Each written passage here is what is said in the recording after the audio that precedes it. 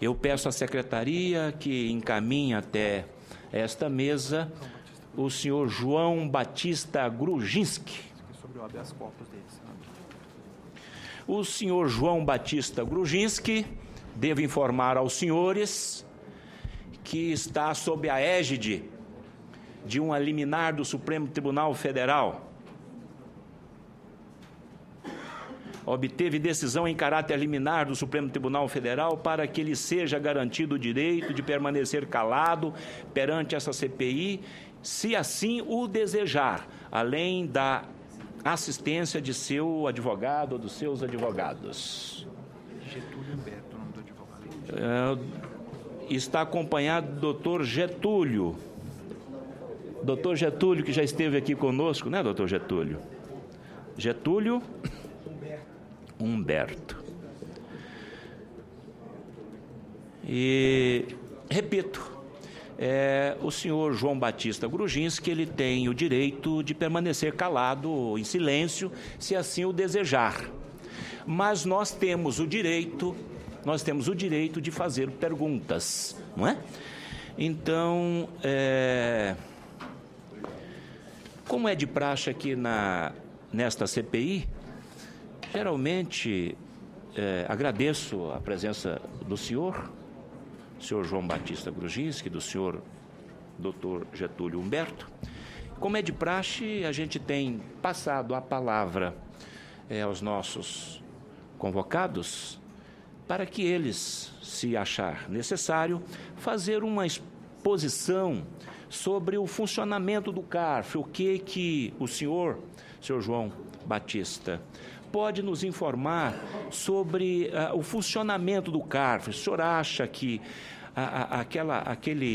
aquele formato do CARF, composto por 216 conselheiros, sendo 50% representante das empresas, prestando serviços gratuitamente, e os outros 50% composto pelos auditores fiscais devidamente concursados, e que nesses últimos 6 anos julgou naquele contencioso CARF, o Conselho Administrativo Fiscal, que funciona como a Suprema Corte de julgamento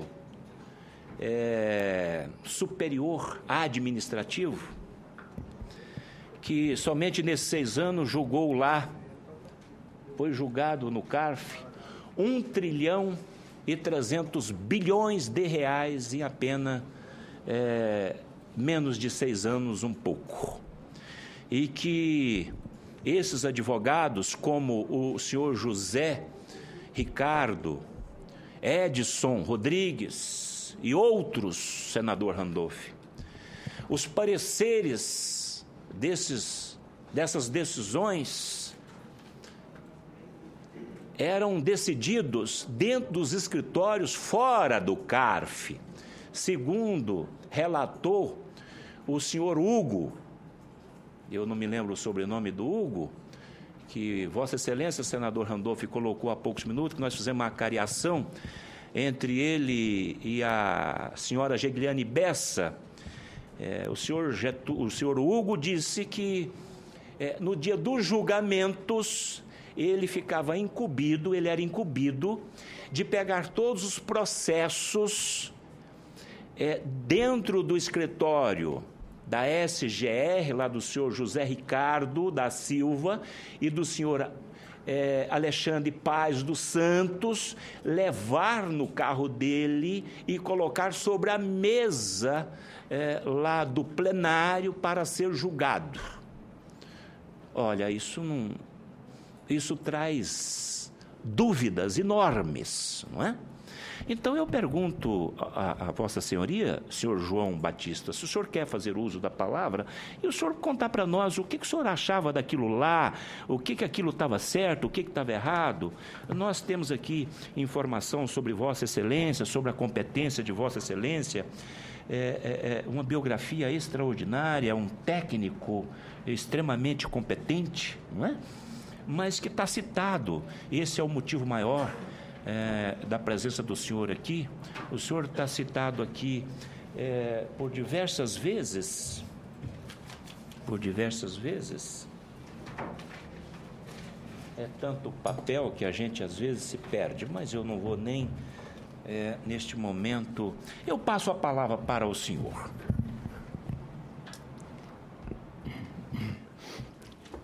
Senhor presidente, senhores senadores,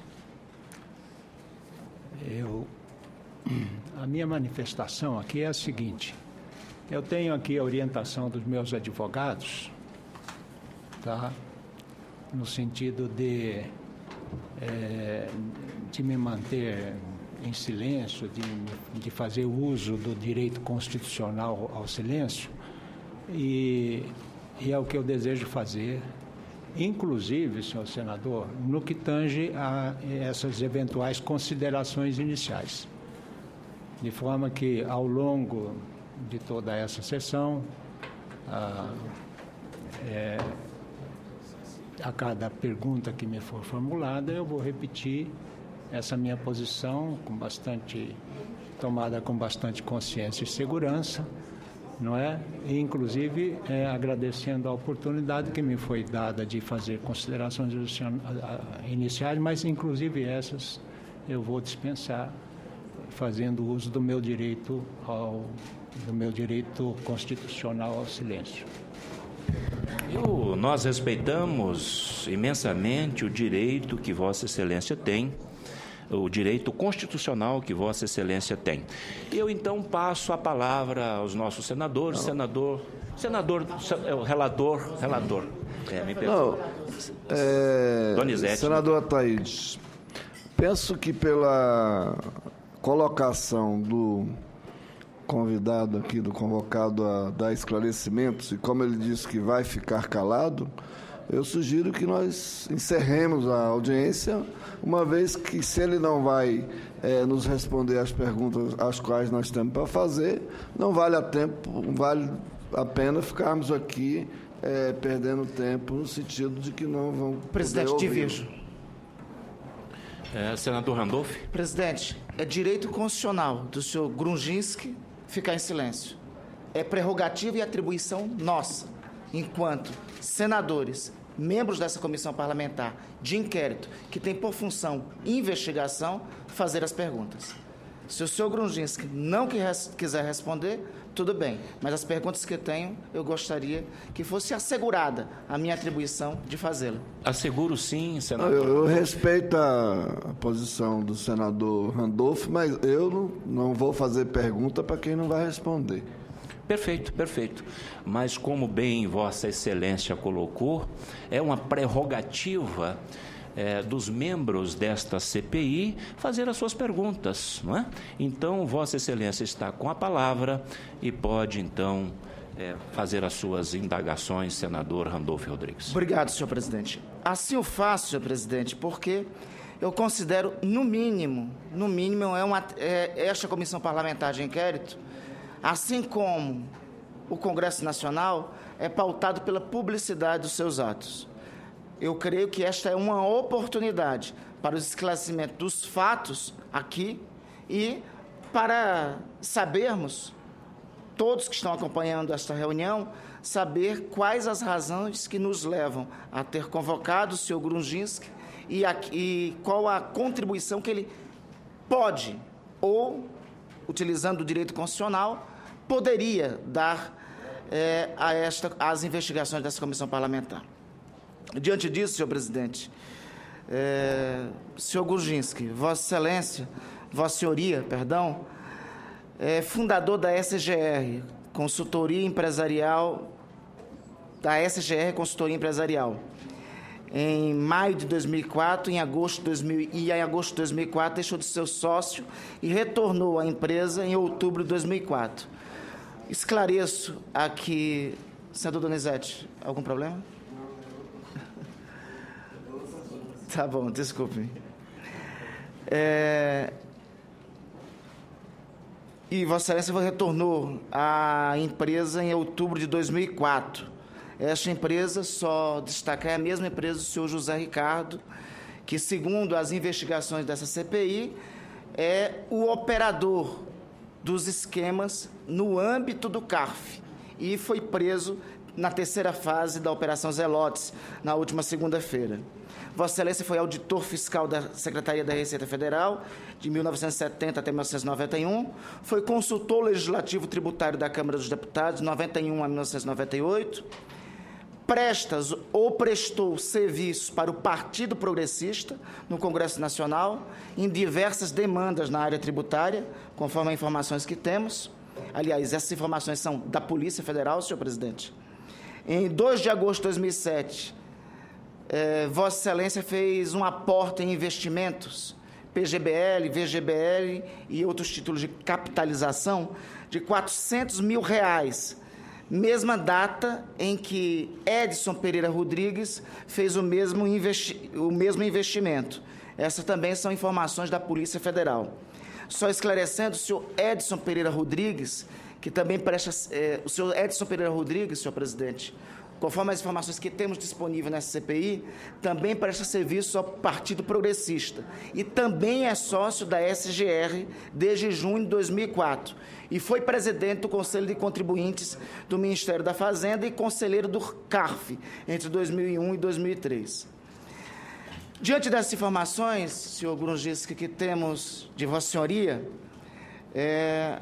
as perguntas que faço, e, obviamente, Vossa Senhoria pode escolher respondê-las ou não, são as seguintes. O senhor ainda presta algum tipo de serviço ao Partido Progressista no Congresso Nacional ou algum de seus representantes? Se prestou, em que período prestou e quem Vossa Senhoria atendeu?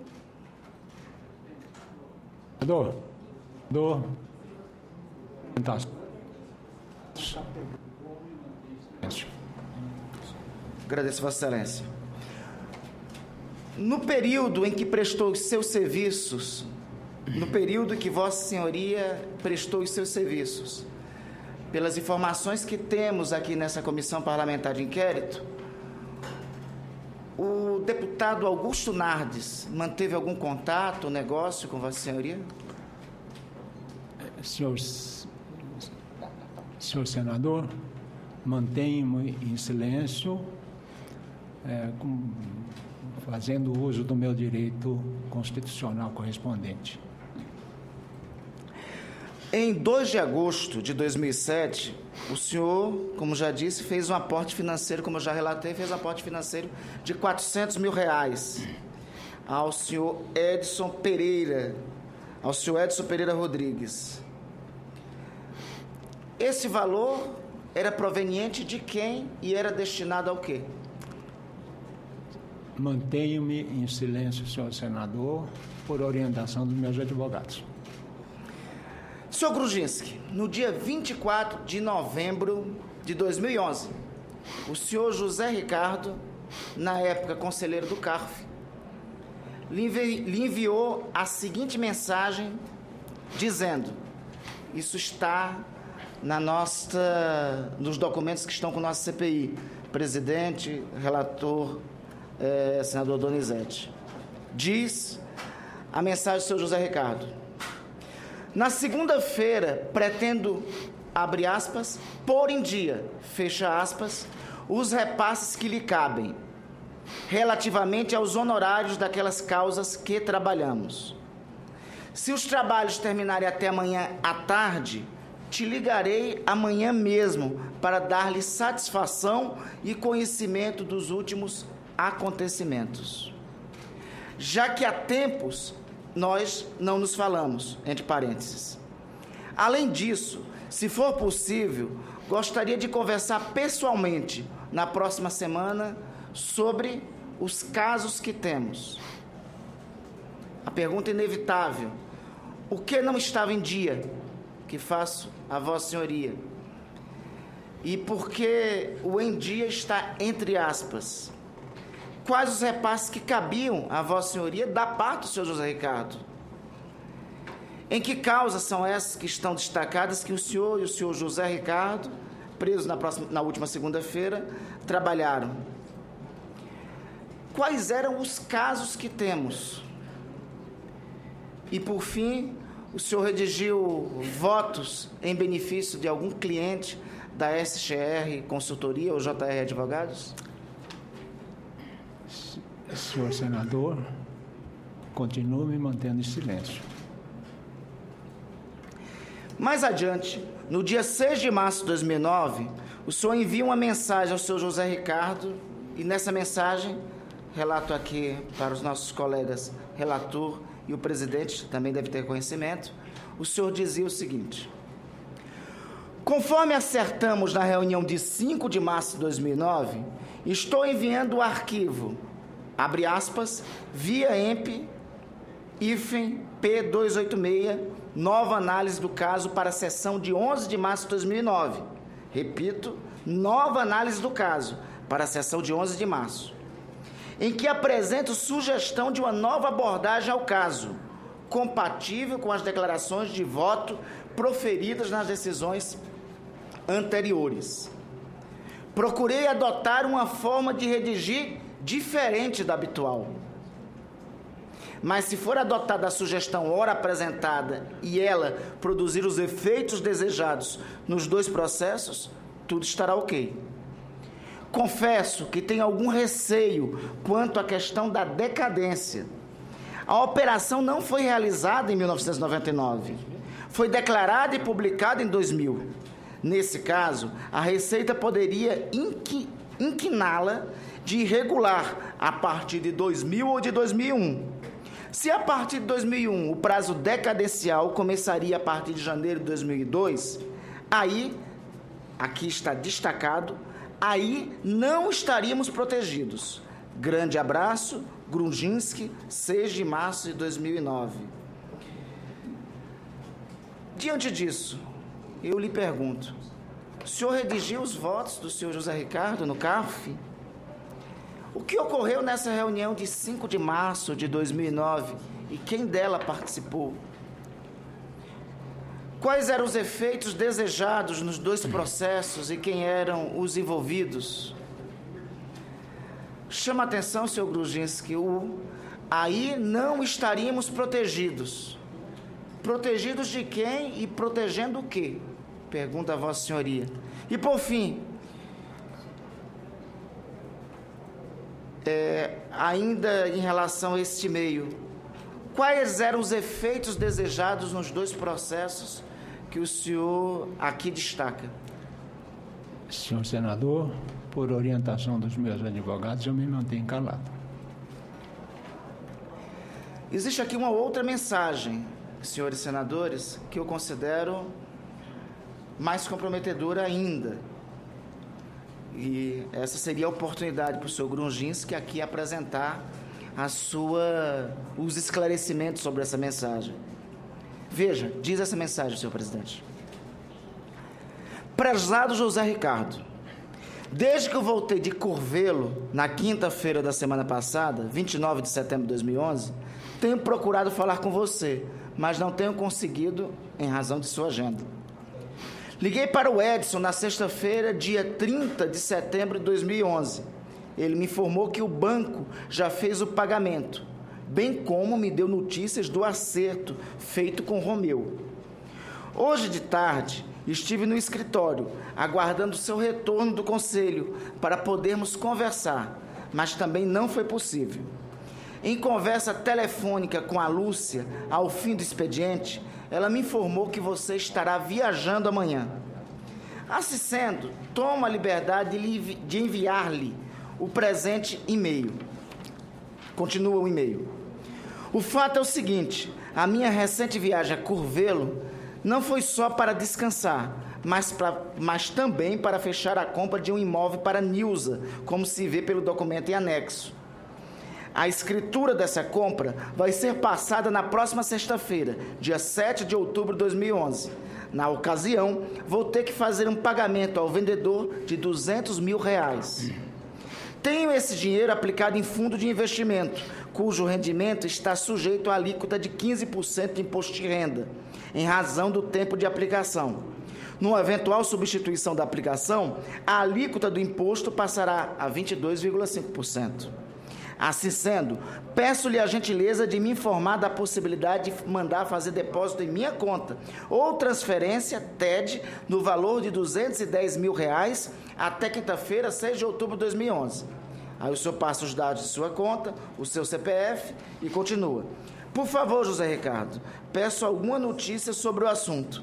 Grande abraço, Grunginski, 4 de outubro de 2011. É inevitável as perguntas a partir daí, doutor Grunginski. Quem é Edson? Quem é Romeu? Esse pagamento de 210 mil foi efetuado? A que título era devido este pagamento? A que pagamento o senhor se referia quando afirmou que ligou para o Edson e este lhe informou que o banco já havia feito o pagamento? Qual foi o acerto feito com Romeu?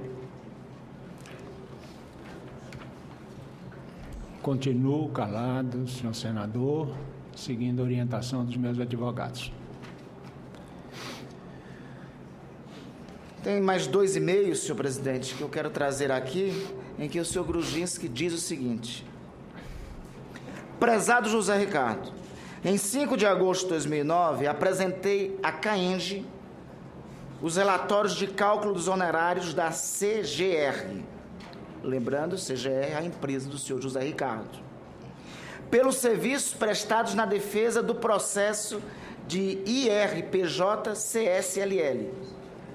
O montante dos créditos exonerados atualizados em agosto de 2009 era de R$ 3.641.445. Em consequência, nossos honorários alcançavam o valor de R$ 364 mil. Como se vê, apresentei essa conta no início de agosto. Na ocasião, conversei com o doutor Pedro Henrique, advogado, no sentido de que conferidas as contas, nos fosse liberada a emissão de nota fiscal. Poucos dias depois, Pedro Henrique disse que já tinha conferido os relatórios, tudo ok, e que tinha enviado o dossiê para a área financeira. Quem cuida da área financeira é a doutora Nelly Nilce, conhecida como Nelly. Eu já tinha avisado a Nelly previamente que íamos mandar as contas. Pode mandá-las, disse ela. Mas nada até o final de agosto. Aí comecei um processo de cobrança por telefone. Por vezes tentei falar com a Nelly. Foi difícil, estava em reunião ou em curso. Mas finalmente a Nelly marcou uma reunião para o dia 8 de setembro de 2009, às 15 horas, na CAENGE, para fecharmos em conjunto uma data para a emissão da nota fiscal. Só que aí apareceu um personagem novo, do qual não tinha ouvido falar ainda. Segundo a Nelly, vamos fazer a reunião com o Dr. Paulo Castanheira, diretor financeiro. Em resumo, os personagens para a reunião de 8 de setembro de 2009, 15 horas, são os seguintes: Paulo Castanheira, diretoria financeira; Nelly Nilce, superintendência financeira; e provavelmente Pedro Henrique, superintendência jurídica; Jane Ferreira Alves, área contábil. A CAENGE tem sede no CIA Sul, quadra 2, aqui vem o endereço da CAENGE, e mais adiante Vossa Senhoria continua. Prezado José Ricardo, como lhe falei, a Nilza passará por cirurgia exatamente no dia 8 de setembro de 2009, com início previsto para as 15 horas. De tal forma, eu não terei condições de estar presente à reunião marcada pela Nelly. Peço sua grande ajuda. Grande abraço. PS. Envio-lhe em anexo os arquivos dos documentos que apresentei à CAENGE em 5 de agosto de 2009, relativo à prestação de contas. E vem aqui os anexos dos documentos. As perguntas que lhe faço são as seguintes. Considerando que o destinatário desta mensagem era o senhor José Ricardo, à época, conselheiro do CARF, é bom que se diga, e pelas informações que temos, presidente da CPI, na prática, quem mandava no CARF, pergunto, a CAENGE foi beneficiada por recurso junto ao CARF? Qual serviço prestado pela SGR? Quais atividades prestadas no cumprimento do contrato? Houve o pagamento dos honorários que Vossa Senhoria reclama de 364 mil?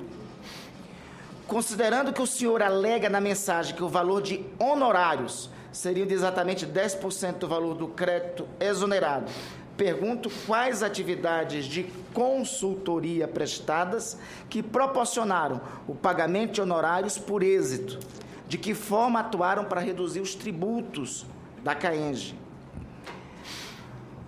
O senhor José Ricardo praticou atos como conselheiro do CARF em benefício da CAENGE?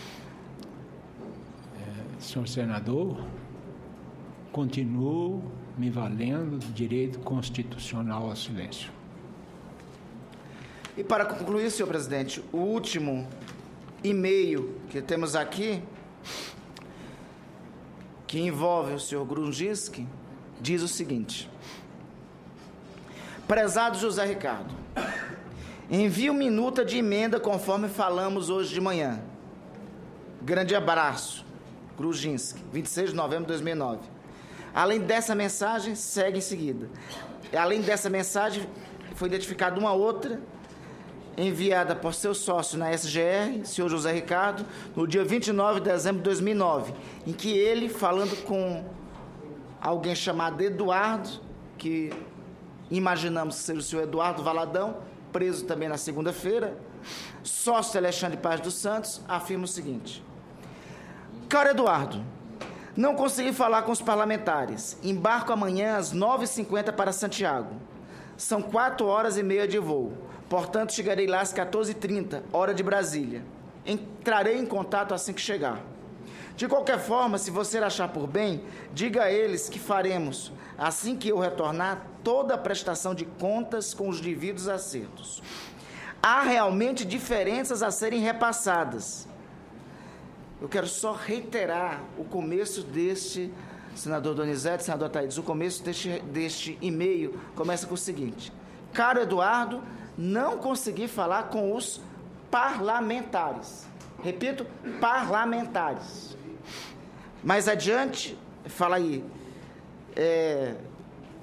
Vossa Senhoria diz no e-mail: de qualquer forma, se você achar por bem, diga a eles, ou seja, os parlamentares, que faremos, assim que eu retornar, toda prestação de contas com os devidos acertos. Prestação de contas com os devidos acertos com os parlamentares. Há realmente diferenças a serem repassadas. Diferenças a serem repassadas, aí é ilação minha, obviamente, aos parlamentares. Contudo, não tive como levantar isso hoje com o detalhamento necessário. Há também despesas a serem consideradas.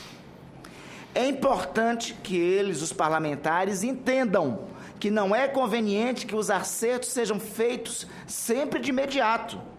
As receitas e as retiradas devem obedecer a um fluxo normal, pertinente com as atividades do escritório. Se não for assim, as prestações de serviços serão de difícil justificativa, entende?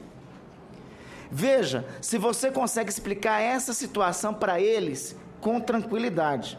Parece-me que eles estavam pressionando, senhor presidente.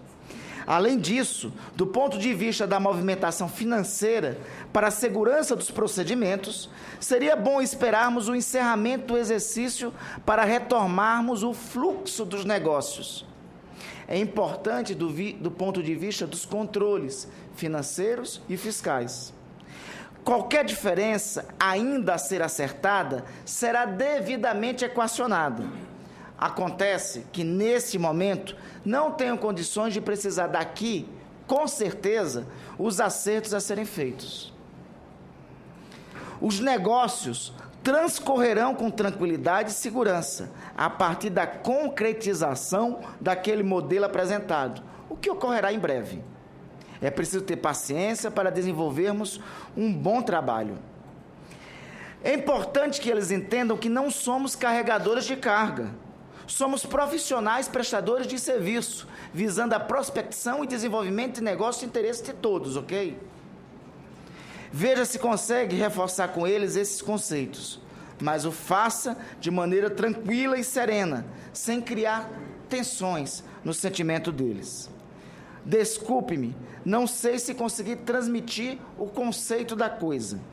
De qualquer modo, nos falamos amanhã, assim que eu estiver em local de contato, ok? Fique tranquilo, jogue a responsabilidade para cima de mim. E que a partir da semana que vem, tudo se resolverá e que eu retornarei em breve. Nos falamos amanhã. Forte abraço, Zé Ricardo. A época do envio desse texto, senhor Grunginski, é a mesma época, senhor presidente, da chamada MP 471. Em 26 de novembro de 2009, a MP 471 estava em tramitação na Comissão Especial do Congresso. Comissão que era titular parlamentares do Partido Progressista, que, conforme constam dos inquéritos a que temos acesso e das informações que temos de Vossa Senhoria, tem longínqua relação com Vossa Senhoria. Na segunda parte da mensagem, senhor presidente, faz claramente alusão a pagamentos, pagamentos parlamentares, eu deduzo que só possam ter uma fonte de pagamentos, os seus vencimentos enquanto parlamentares. Pagamento a parlamentar tem nome, se chama propina, se chama corrupção. Foi enviada, então, essa MP 7 dias, essa mensagem foi enviada 7 dias após a prorrogação dos efeitos da MP 471, por ato da mesa diretora do Congresso Nacional, devido à inércia do Congresso. É inevitável as perguntas sobre este e-mail, senhor Grunginski. A emenda enviada ao senhor José Ricardo foi apresentada a quem? Feita a pedido de quem e remetida a qual parlamentar? Para quem a SGR estava trabalhando neste período? Quais eram os parlamentares que tinham que ser feito o acerto? Quais as atividades prestadas pela SGR no atendimento a estes clientes beneficiados pela medida provisória? Para o êxito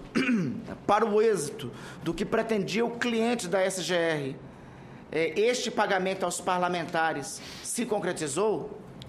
O transcorrer do e-mail diz que sim. A SGR foi remunerada pela prorrogação dos efeitos da MP 471 e pelo êxito da aprovação da própria medida provisória? Senhor senador, continuo me valendo do direito de permanecer calado. Senhor presidente, senhor relator, senador Donizete, eram essas minhas perguntas. Eu espero, nós temos até dia 18 de dezembro para essa CPI continuar. Eu acredito que teremos, ainda tem muita água para passar debaixo dessa ponte. Ainda tem muita água. A documentação que temos aqui é farta. Tivemos a ocorrência da terceira fase da operação da quarta fase, da operação na última segunda-feira. Tem vários institutos que o direito brasileiro hoje dispõe, inclusive como estratégia da defesa para aqueles que estão presos. Um desses institutos é a delação premiada. Eu lamento, sinceramente, senhor Grunginski, que a Vossa Senhoria tem todo o direito, e o seu advogado, de utilizar a prerrogativa constitucional do artigo 5º, mas eu lamento porque isto não contribui agora com as investigações. Mas eu estou muito convencido com a condução que está sendo dada pelo Ministério Público e pela Polícia Federal em relação a este caso. Eu creio, senhor Grunginski, que chegará um determinado momento que será necessário que Vossa Senhoria e a sua defesa entenderão que a colaboração com as instituições de investigação é o melhor que pode ser feito até para a sua própria defesa. Era o que tinha, senhor presidente, senhor relator. Muito obrigado, senador Randolfo Rodrigues. Senhor João Batista, conforme Vossa Senhoria pôde perceber nas considerações, nas informações e nas indagações do senador Randolfo Rodrigues, inclusive no início de sua fala, sobre a atuação de Vossa Senhoria, que participou ativamente do núcleo do esquema criminoso dentro do contencioso CARF. Percebe-se que o senhor tem muito conhecimento. Até porque, repito, quando o senador Randolph descreveu a história, uma parte do vosso currículo, percebe-se que uma pessoa de muita sabedoria. E eu vejo o senhor João Gruzinski e o doutor Getúlio Humberto, que as coisas no país estão mudando. A doutora Célia, do senador Randolph, a doutora Célia Regina Odi Bernardes, que hoje está à frente da 10ª região, a juíza federal, uma jovem juíza, extremamente competente e corajosa. Ela, inclusive, coloca aqui, senador Randolph, senador Donizete, que pede à presidente Dilma que informe sobre as reuniões que teve lá na presidência da República, com relação a essa possível vendas de leis. Então, senhor João Gruzinski, eu percebo que este momento aqui é um momento ímpar, que o senhor poderia, se assim quisesse fazer ou julgar necessário fazer, a sua defesa, as suas explicações, porque a coisa lá para frente pode ficar muito ruim para Vossa Senhoria, né? O senador Randolph leu ali vários e-mails. Nós temos aqui ainda mais diversos outros e-mails, né? Um e-mail aqui do dia 3/10, onde o Zé Ricardo, repito, que se encontra hoje preso, dono da SGR, a qual Vossa Senhoria era membro, era sócio, ele manda para o senhor a respeito da história da minuta, né? Que o senador Randolph colocou da minuta a respeito aqui, deve ser da medida provisória 471 de 2009, né? Minuta do consórcio da SGR e Marconi e Maltoni. Aqui logo no dia 4, o senhor Gruzinski, o senhor João Batista Gruzinski, o senhor manda um e-mail para o Alexandre Paz dos Santos, o APS, e também o Zé Ricardo, aonde o senhor diz aqui: prezado Alexandre e Zé Ricardo, embora faltando ainda a cláusula que venha a tratar da questão do POP, e eu queria tanto saber o que é POP. Se alguém sabe o que é POP, me explique, eu vou perguntar para o senhor, mesmo que o senhor não queira responder. POP, eu não sei se é incentivos fiscais, não sei. Matéria sobre a qual não encontrei nenhum documento na internet, inclusive no site da Wikipédia. Parece-me conveniente, mesmo assim, já submeter à apreciação a minuta da nova versão do contrato de constituição do consórcio, com as mudanças de que falamos na sexta-feira de tarde. As mudanças feitas estão assinaladas, aspas, iluminação, fecha aspas, amarela. Continua. Estamos ainda com a tarde toda para fazer as correções ou os ajustes necessários. Grande abraço, Gruzinski. De forma senhor João Batista Grudzinski. Eu tenho aqui dezenas de perguntas também a fazer a Vossa Senhoria, mas o senador Randolph foi bastante proativo em suas perguntas. E, conforme Vossa Senhoria já disse, não pretende respondê-las. Então, eu não vou fazê-las, mas eu só queria eu vou fazer duas perguntinhas ao senhor, tão somente. O texto dessas medidas provisórias, a 471, a 512, a 638, a 627, esse teor, senador Randolph, o teor dessas medidas provisórias, senador Donizete, o teor dessas medidas provisórias, elas circulavam, mesmo antes de ser publicadas, ela circulava dentro desses dois escritórios de lobbies.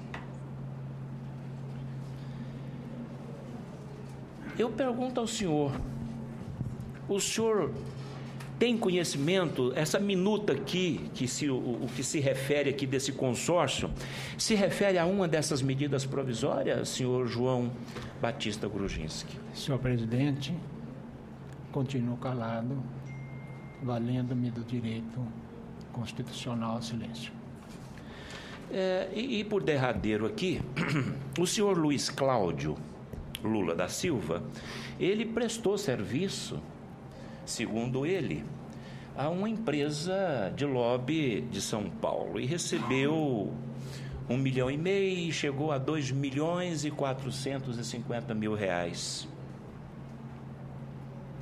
O senhor sabe que serviço foi este que ele prestou, já que o senhor é sócio, repito, da SGR, junto com o José Ricardo, com a PS, junto também ali com a presença sempre marcante da ex-ministra Helenice Guerra, o senhor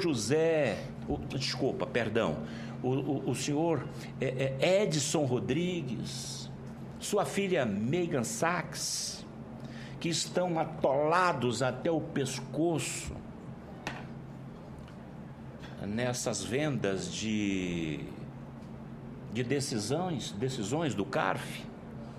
O senhor sabe qual o serviço que o Luiz Cláudio prestou para receber essa importância de 2.400.000 e pouco? Senhor presidente, eu permaneço calado. O senhor conhece o Luiz Cláudio? O senhor conhece ele? Permaneço calado, senhor presidente. Acho que o senhor está perdendo uma oportunidade de ouro.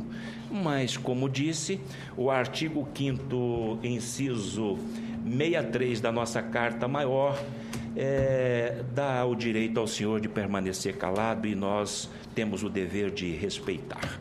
Portanto, agradeço a presença de Vossa Senhoria e agradeço também a presença do doutor Getúlio Humberto.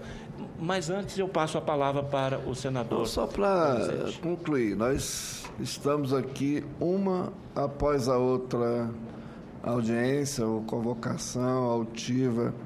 Se não me engano, só uma nós logramos êxito. Só uma nós logramos êxito no sentido de fazer encaminhamentos aqui da CPI, né? A Constituição protege. Nós fazemos o nosso exercício aqui de tentar encontrar respostas. O Judiciário, neste caso, nós estamos na segunda juíza. Passamos por um juiz que, no primeiro momento, quer se considerar que criou embaraços para a operação. A operação ocorria em sigilo até a quarta operação dela. E agora, na quarta operação, o Judiciário, o Ministério Público e todos resolveram abrir a quarta operação. Então, quer me parecer correto também que a gente acabe com o sigilo da operação por completo, para que a gente, quem saiba, né, a gente possa ter um melhor desenvolvimento nisso. Mas eu continuo reafirmando, nós temos a obrigação de perguntar, temos a obrigação de inquirir, O senador Randolfo fez bem a interlocução com as perguntas. Mas, assim, eu sinto frustrado no sentido que nós estamos perdendo tempo, né? E a Justiça está fazendo o trabalho dela, o Ministério Público está fazendo o trabalho dele para tocar esse processo, como em tantos. Eu tenho sentido que as CPIs aqui não têm dado o resultado nem conta de cumprir a obrigação, em função de que o artigo 5º da Constituição tem recorrentemente impedido-nos de fazer o nosso trabalho. E nós não podemos nos contrapor a isso, porque é constitucional e a gente tem que respeitar. Então, era essa a minha consideração, caminhar para... Presidente, eu queria concordar com a preliminar do senador Donizete. Na verdade, me parece que dos depoimentos ocorridos aqui, tivemos 2 frutíferos. E eu acho que o mais importante foi a cariação que fizemos entre a senhora Geliane e o senhor Hugo. Por isso, portanto, até em decorrência disso, eu creio... Primeiro, eu acho que é importante nós termos acesso a todas as informações sobre a operação de todas as suas fases. E isso é uma preliminar importante para essa CPI. Segundo, eu creio que eu creio que um instrumento mais útil do que as próprias convocações são as transferências de sigilo, bancário, fiscal e telefônico. As transferências de sigilo é que têm prestado, tem trazido a essa CPI informações valiosíssimas, como as que eu expus agora, apresentei agora, nos questionamentos ao senhor Grunginski. Então, veja, me parece que as transferências de sigilo dos envolvidos, inclusive aqueles que a própria investigação da Polícia Federal e do Ministério Público assim apontam, que é o ponto mais pacífico para contribuir com o relatório final da senadora Vanessa Graziotin, já que nós, via de regra, não teremos muito sucesso nas oitivas aqui. Aliás, talvez seja necessário, talvez seja importante, antes perguntar aos que serão convocados se ele vai utilizar do direito constitucional do artigo 5º para a própria CPI avaliar a necessidade da convocação. Então, eu queria, senador Ataídes, insistir que nós priorizássemos os requerimentos de transferência de sigilo, bancário, fiscal e telefônico, e inclusive tendo como ponto de ancoragem, vou tratar assim, vou utilizar esse termo, as investigações já em curso da Polícia Federal e do Ministério Público. Me parece que é o instrumento, o curso de investigação mais eficiente para essa CPI. Perfeito. Senador Donizete, eu coaduno com Vossa Excelência de que os trabalhos até então realizados nesta douta comissão poderia realmente ter sido mais proveitoso. Eu concordo com Vossa Excelência. Mas já tivemos grandes avanços aqui na CPI. Vossa Excelência, o nosso vice-presidente, tem estado sempre aqui conosco, mesmo diante dessas dificuldades, não é? Dessas prerrogativas que os nossos convocados têm, e a maioria quase absoluta, vieram aqui sob a égide de liminar do Supremo Tribunal Federal, como o senhor João Batista Grunginski, mas nós caminhamos muito. Não foi tão somente 2 pessoas, foram mais pessoas que contribuíram muito.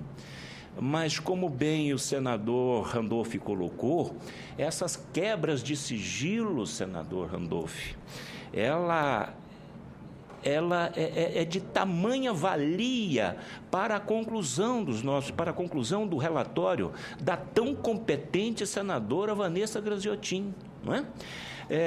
Outra colocação que o senador Randolph fez, que o senador Donizete fez, foi pedir a Operação Zelotes, o Ministério Público Federal, a Polícia Federal e agora também a Justiça Federal, hoje comandada, repito, por essa competente doutora Célia Regina, eles têm nos atendido com muita urgência, com muita atenção e presteza, a remessa de todas essas documentações. Eu posso já adiantar, senador Randolph, que esta 4ª operação Zelotes já estão todos esses documentos, imagino eu. Se não estão todos, deve faltar muito pouco, já estão todos esses documentos no banco de dados da CPI. Portanto, que essa quebra de sigilo fiscal, bancária e telemática, isso vai contribuir muito com os nossos trabalhos, tem contribuído muito. E nós vamos fazer o seguinte, senador Randolph, eu vou verificar hoje ainda, vamos ver se nós façamos 2 sessões por semana. Sabemos que não é muito fácil, porque nós temos muitas outras atribuições. Agora, mesmo diante dessas dificuldades, é de competência, é de responsabilidade, e nós temos o dever, o Senado Federal e nós, como senador da República, de fiscalizar a coisa pública neste país. Porque nós sabemos que o povo brasileiro está sofrendo muito. Sabemos que, lamentavelmente, bilhões e bilhões não estão indo para a saúde, para a educação e para a segurança, e o nosso povo está morrendo nas filas, até mesmo de consultórios, até mesmo esperando uma consulta. Então, nós temos o dever, senador Donizete, mesmo diante dessas nossas dificuldades, de mostrar para o povo brasileiro que nós estamos aqui para fazer esse trabalho. Mesmo diante dessas dificuldades, eu estou contente em estar à frente dessa CPI e aproveito para liberar aqui o senhor Grujinski. Só mais uma questão. Tá. Uma palavra. Eu penso que o senador Randolph tem razão, e para podermos avançar na questão do sigilo bancário, de vez pedir a quebra desse sigilo de quem tem que pedir, e nós trabalharmos internamente na sistematização dessa situação, de forma que a gente possa obter os resultados necessários. E aí não serão 2 sessões por semana que vai resolver, mas será o trabalho interno mais efetivo, diante de tudo que nós temos para fazer aqui. Os nossos assessores são os mesmos para as mesmas coisas, né? Tem que assessorar a plenária, tem que correr em comissão e tem que acompanhar a CPI. Um trabalho interno mais efetivo, no sentido da gente reunir essas informações do sigilo bancário, por exemplo, fiscal, etc., de forma a dar efetividade, certo? Pois bem, coloco em votação as atas da 20ª e 21ª reunião. Senadores que aprovam, permaneçam como se encontra aprovado. Nada mais havendo a tratar, declaro encerrada a presente reunião, agradecendo a presença